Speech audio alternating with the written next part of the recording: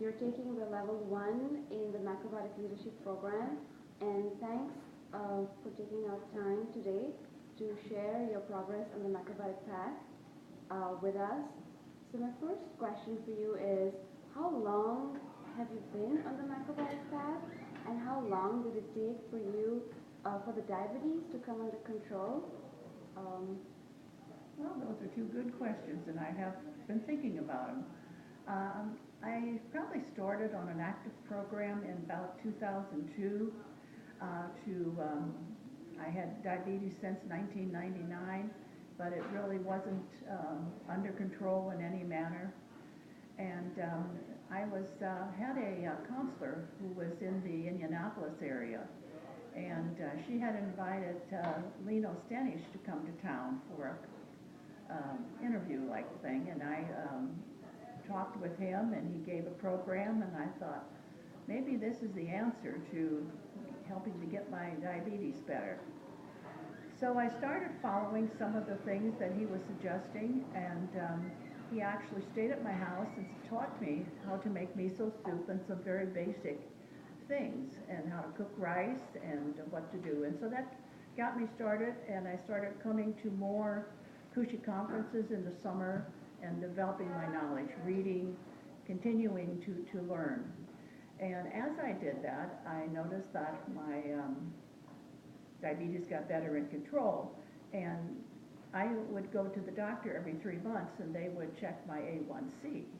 And A1C, as many people know, is a way to measure the amount of glucose in the bloodstream. And it was coming down, and I also started to feel better. But getting to where your diabetes is totally under control and losing weight at the same time is difficult. And when you are active, you work, you go out with friends, you have to kind of put a plan in place. And I guess that's what, as I progressed, I realized I needed to do, because I'm a very social person. So I would start to maybe eat before I went out, what I was supposed to eat, and have a very limited amount of things when I was at a party or someplace where I didn't really need to be eating the things that were there. And as I put a work plan, because I was still working back in the early days, I would make my lunch ahead of time, take my lunch to work, and maybe one day a week I would go out for lunch. And kind of the thing, and I love eating out, but the smart thing I found to do is to go to a restaurant where I know there's choices, and then I can pick a healthy choice. And just about every restaurant now has healthy choices, and that really has helped me to remain social but still be a part of the community. And I think that for anybody who's trying to work their way through diabetes is what they're going to want to do, because you can't just stop eating and to only eat the macro and stay functioning out in the world. So I think you kind of find a way to do what works best for you but still keeps the diabetes under control. Thank you. And how much weight have you lost since you've been on a macrobiotic diet? Well, I've lost about 55 pounds since I started. Wow. And it's been a gradual process, but what I've taken off has stayed off. I don't regain it. That's fabulous. Because I stay with a pretty good program. And in order to lose weight and stay on a healthy program for diabetes, you need to take the sugars and the flours out of the diet pretty much.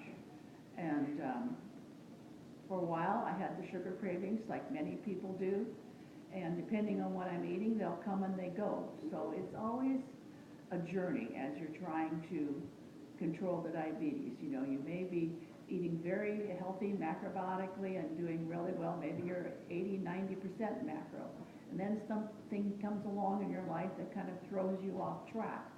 And when that happens, then sugar seems to enter back into the picture. So I think any ways that you could find to keep sugar out will keep the weight off. And I'm just continuing on my journey. My goal is to lose about another 30 pounds. Wow. I don't really want to be super thin because I'm a pretty good framed person. So, and you're older, you don't really want to be too thin.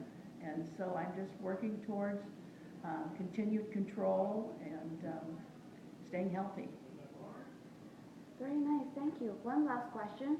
So when you go out and eat at restaurants, what are the better, like you spoke about making better choices, so what are the better choices that you make when you go out and still live a good social life as well as be on a healing macrobiotic diet for your diabetes? Okay. Well, one of the things I eat many times when I eat out is fish. Nice. As my protein, because sometimes you don't know how they cook the beans, you don't know where the beans are organic, and most of the time I can find sustainably raised fish or wild. So that's usually one of my main choices. And another one is having a salad, maybe with a side of vegetables. If I'm at ethnic restaurants, which are the ones I really like to eat at, because they have many times a brown rice like a Thai, or they have multiple vegetables, and I'll many times ask the waitress which dish has the most vegetables in. Wow. So that way I can get one that I know I'm going to enjoy, and I can do tofu or something else. So if I have a say in the choice of the restaurant, I tend to go ethnic. If I don't have a say in the choice of the restaurant, then I just select the best that's available on the menu. Thank you so much for answering the questions today.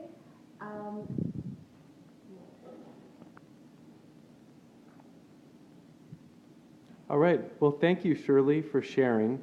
And we look forward to your continued studies of macrobiotics. You're currently in level 1, module 1 of level 1, is that right? That's correct. All right. Well, keep up the good work. And you're bringing back your knowledge to, is it Indianapolis? Yes. I've actually, since I first started, been involved with a potluck that another lady had going on. And when she left town, I continued the potluck. And we had it for a long time every month. And then we've recently gone to every other month. But we have people come who are interested in macrobiotics, or we have people who just want to be healthy. And so we sometimes talk about a variety of topics. But like the August meeting, when I get back, we'll focus around some of the things I learned here that can help some of the people that come to the meeting. That's great. Yeah. So if we're in Indianapolis, we know where to go for our potluck. Exactly. All right. Well, thanks again, Shirley, and we'll see you. You'll be sharing your story with many people across the world. So thanks for your sharing your story and your inspiration.